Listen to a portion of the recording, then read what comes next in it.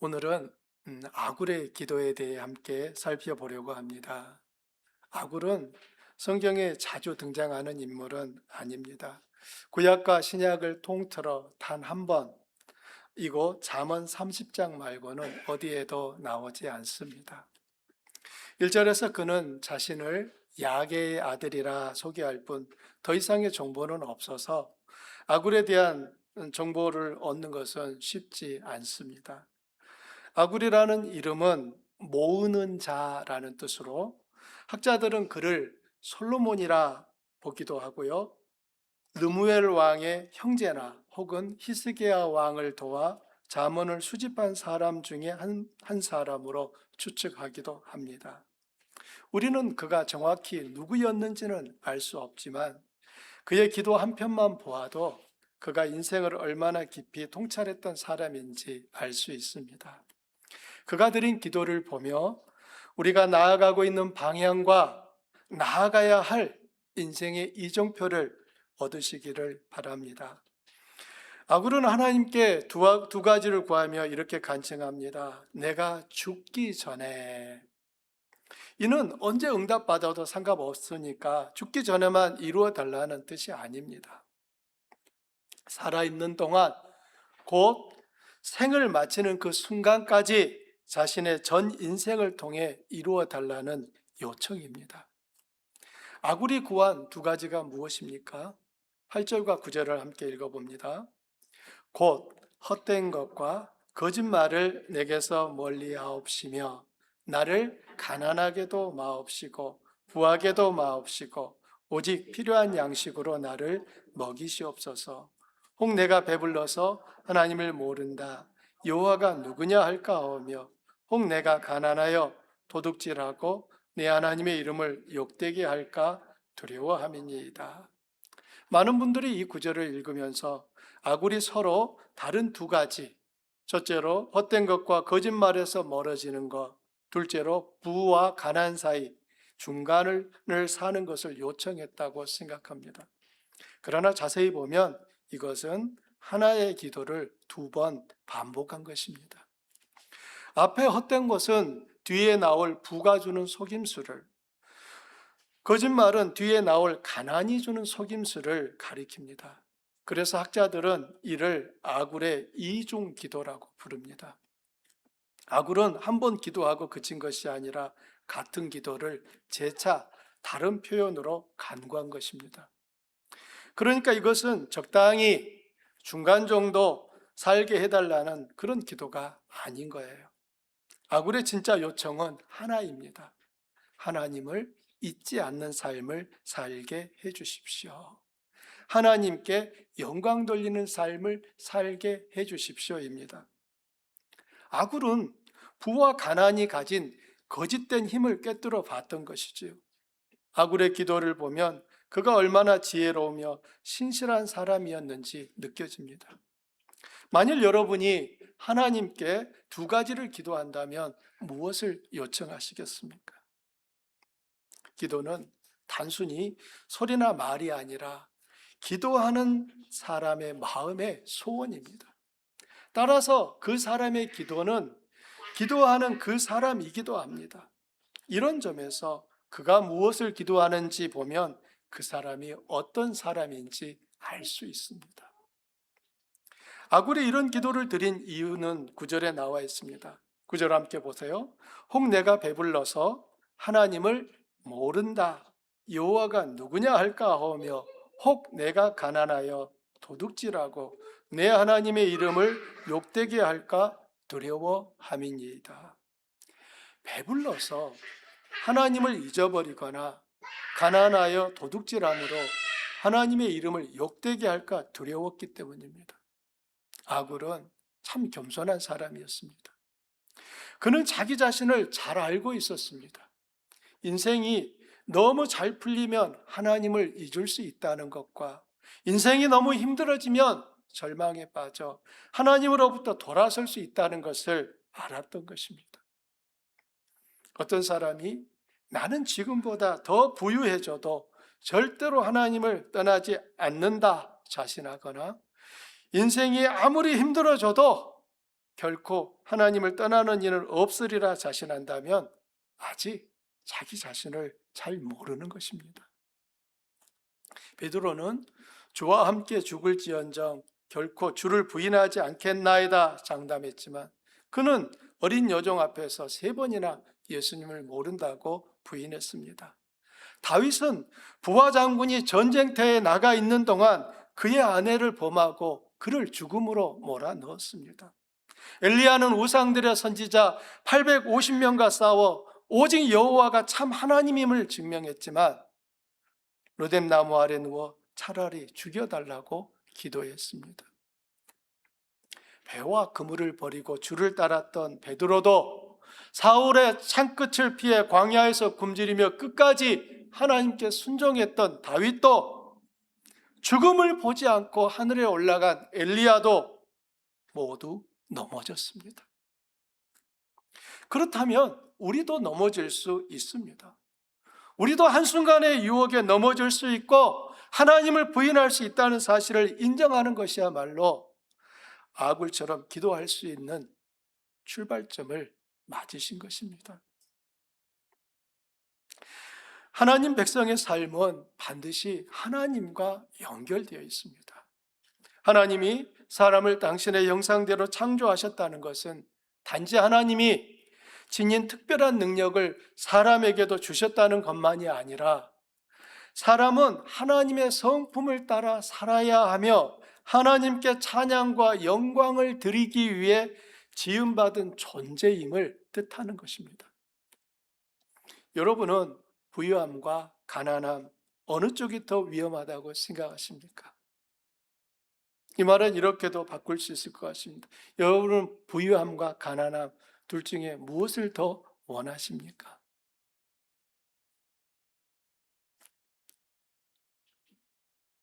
아굴에 따르면 부유함이나 가난함이나 둘 다 위험합니다. 이건 익히 우리들이 경험하고 있지 않습니까? 너무 부유해지면 하나님이 필요 없다 확신하게 되고 너무 가난해지면 하나님이 소용없다고 혹은 그분의 말씀을 지키는 것이 불가능하다고 확신하게 되기 때문입니다. 하나님이 주신 복을 많이 받아 물질의 부유함을 이루게 되면 그 다음에 이제 어떻게 합니까? 그거 쓰기 위해서 여기저기 많이 다니시잖아요. 제가 과거에 사역했던 교회들을 쭉 보게 되면 예배 자리를 1년 중에 예배 자리를 끝까지 지키시는 분은 부자이신 분보다는 가난한 분이셨던 것을 봅니다. 여행을 가는 것 자체가 잘못되었다가 아닌 거예요. 제가 드리는 말의 포인트는 부유함을 누리게 되면 그 부유함이 정말 하나님을 뜻을 따라 사용되어진다면 그 부 자체가 복이 되겠죠.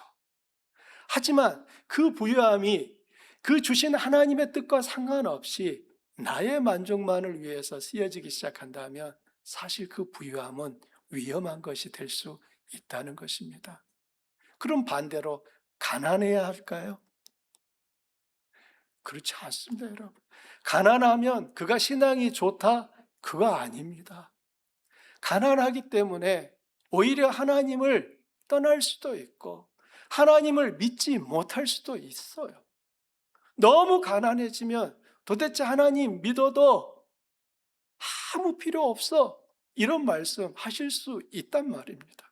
그리고 그것이 계속되면 하나님은 없는 삶을 살아가시게 되는 거예요.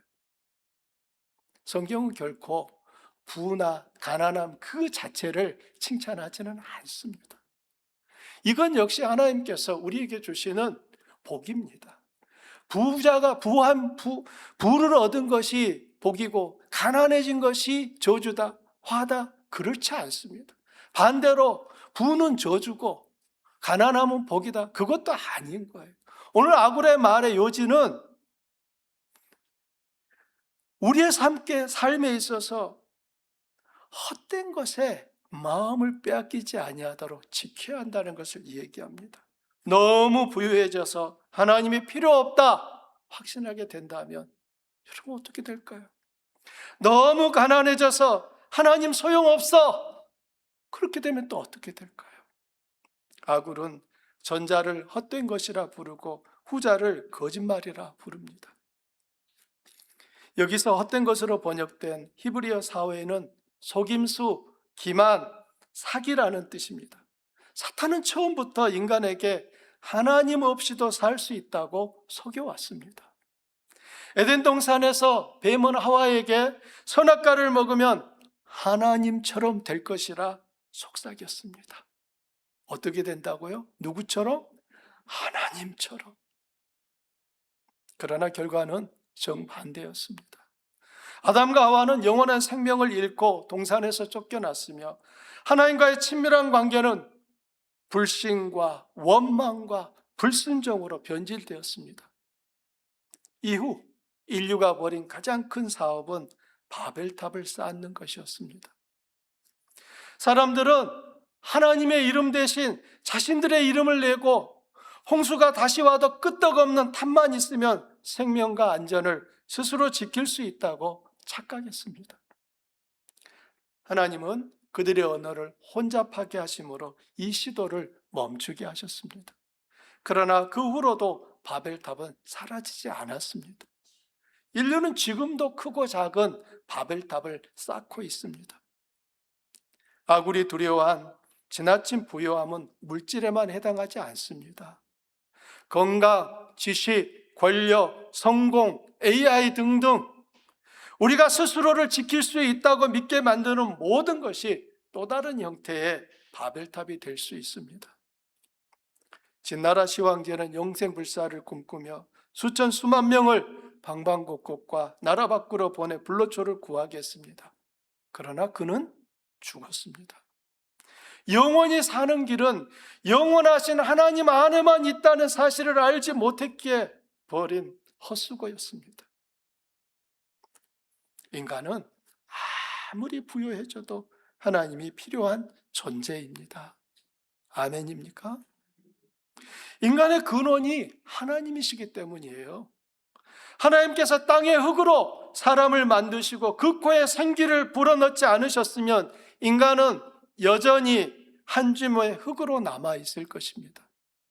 그러나 하나님의 생기가 한 줌의 흙에게 제공된 순간 흙은 살아 움직이는 생명체가 되었습니다.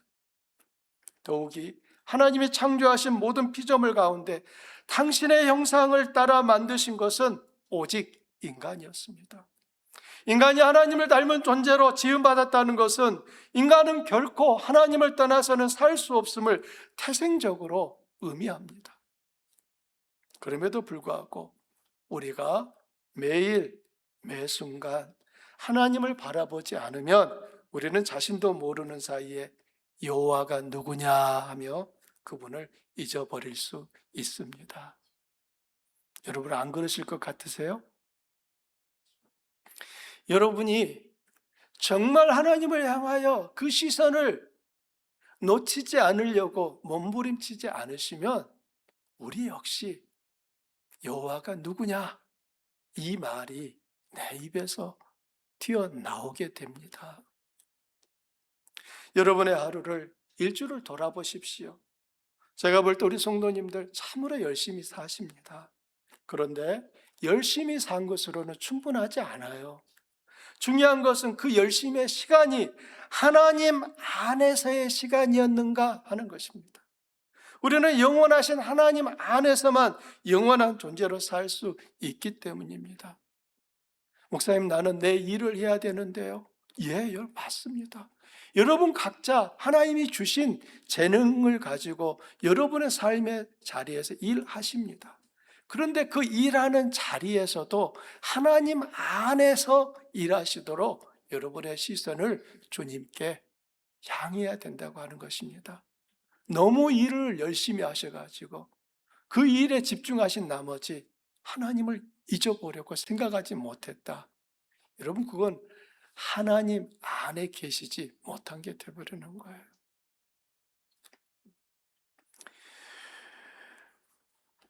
중세시대 때 널리 알려진 한 사람이 있습니다. 브라더 로렌스, 우리말로는 로렌스 형제라고 부르는 분이었습니다. 그는 중세시대 한 수도원의 원장이 됩니다. 그가 처음에 수도원에서 했던 일은 부엌에서 음식을 만드는 요리사였습니다. 그리고 그 수도원에서 다른 수도사들이 벗어놓은 옷들을 빨래하는 그 일이 로렌스 형제가 했던 주된 일이었습니다. 그러나 어떻게 그가 수도원 원장이 될 수 있었느냐? 그는 그 이유를 하나님의 임재 체험이라고 하는 그 책에서 이렇게 얘기합니다. 나는 내 내 의식을 하나님께로 향하는 그 일을 부단하게 힘썼다라고 합니다. 처음 내가 하나님을 바라보는 데 있어서 가능한 시간은 아주 짧았다. 그렇지만 내가 그 일을 계속 반복해서 행할 때 나는 더 많은, 나중에는 하루 온종일도 하나님 안에 거할 수 있었다라고 말을 합니다. 하나님 안에 우리가 거할 때 우리가 행하는 그 삶의 수고들은 아름다운 열매로 맺어지게 되는 것입니다. 결코 기독교 신앙은 성속을 구분하지 않습니다. 이것은 거룩하고 이것은 더럽고 이렇게 나누지 않는단 말이에요. 예를 들면 돈을 보십시오. 여러분, 돈은 거룩한 겁니까? 더러운 것입니까? 더럽습니까? 그렇게 말하는 분들은 아마 돈이 마치 발이 달린 것처럼 여기저기 사방 온갖 데 다 갔다 오기 때문에 돈은 더러워라고 생각하시겠죠. 어떤 분이 제게 이렇게 말씀하시더라고요. 목사님, 교회에서 주일날 헌금을 개수하고 나면 손이 까매집니다. 라고 말씀해요. 아직 아마 우리 재정부는 손이 까매질 만큼 세어보시지는 않으셨죠? 그런데 그분이 그렇게 말씀하시더라고요.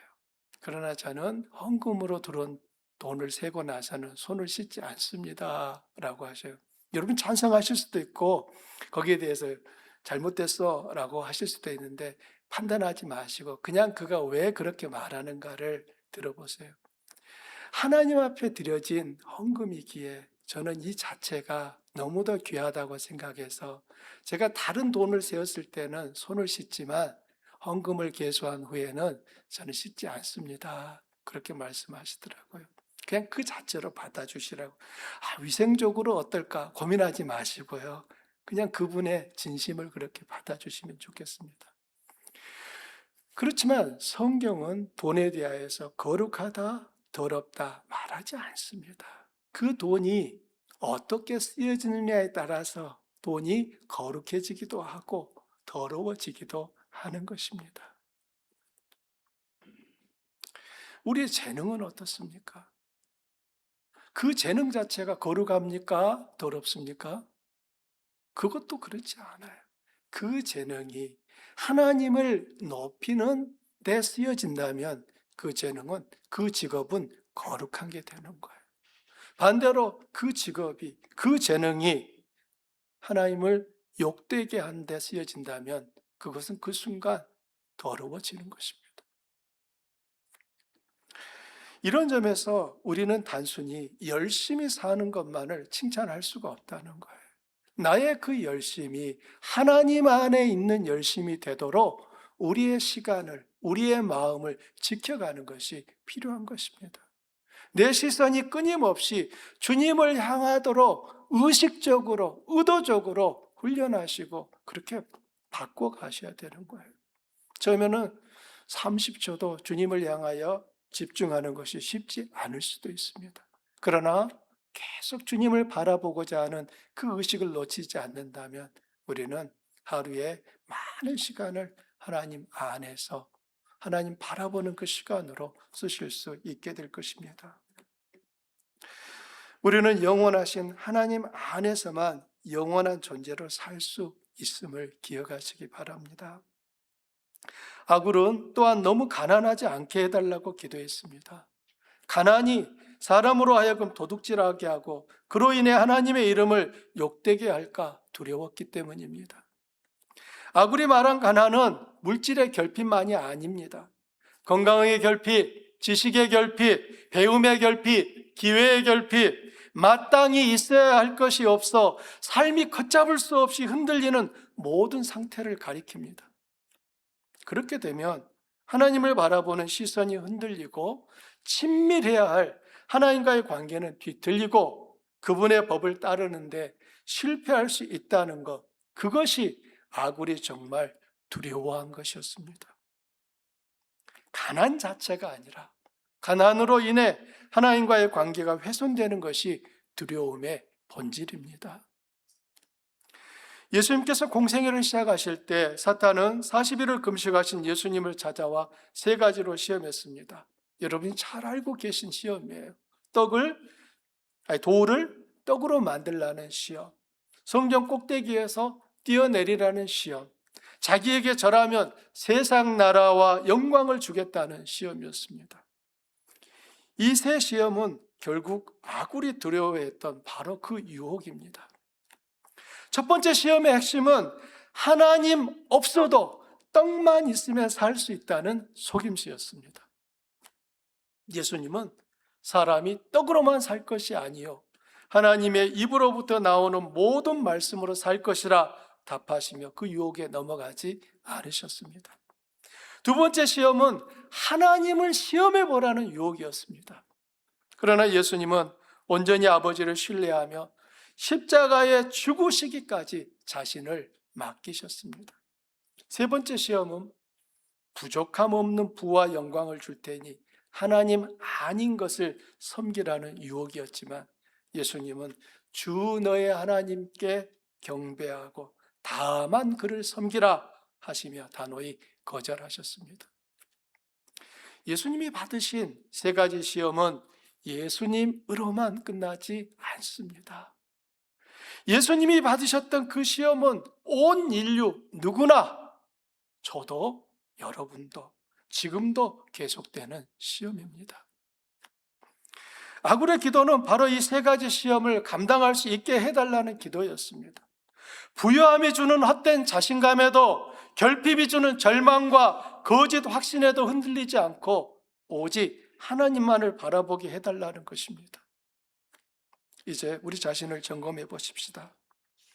여러분이 지금 붙들고 있는 기도 제목을 돌아보시기 바랍니다. 그 기도들이 더 많은 것을 향한 것인지 아니면 하나님을 더 알고 그분과 동행하는 것을 향한 것인지 살펴보십시오.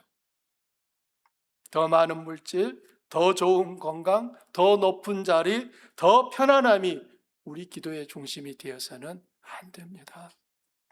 아굴이 두 가지를 구한 근본 동기는 자신의 필요가 아니라 하나님의 영광이었습니다. 만일 기도할 이유를 아직 찾지 못하고 계신다면, 무엇을 구해야 할지 잘 모르겠다면 오늘 아굴의 기도를 여러분의 기도로 삼으시기 바랍니다. 부요해도 하나님을 잊지 않고 가난해도 비굴해지지 않는 삶을 위해 기도하십시다. 우리의 목표는 더 많이 갖는 것이 아니라 하나님을 더 알고 더 사랑하며 그분과 동행하는 것입니다. 예수님은 흔히 산상수훈이라 부르는 마태복음 5장, 6장, 7장에서 하나님 나라 백성의 삶의 원리를 가르치셨는데, 하나님 나라 백성의 삶은 외적인 종교 행위가 아니라 하나님을 향한 의로운 마음과 그것이 삶으로 나타나야 한다는 것입니다. 그리고 그런 마음과 삶의 구체적인 실천을 위해 다음에 명령을 하셨습니다. 그런즉 너희는 먼저 그의 나라와 그의 의를 구하라. 그리하면 이 모든 것을 너희에게 더하시리라. 그런즉 너희는 먼저 그의 나라와 그의 의를 구하라.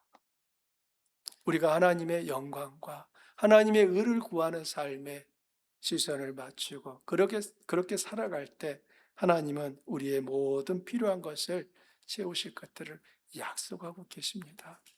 사랑하는 성도님들, 여러분의 삶이 하나님과 더욱 친밀해지고 여러분의 삶이 하나님의 영광을 나타내는 삶 되기를 기도하시기 바랍니다.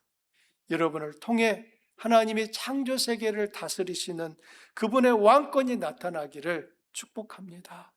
항상 하나님을 사랑하고 그분의 영광과 찬양을 위해 살아가는 주한교회 되기를 바랍니다. 오늘 함께 말씀을 생각하면서 주님 앞에 기도하려고 합니다.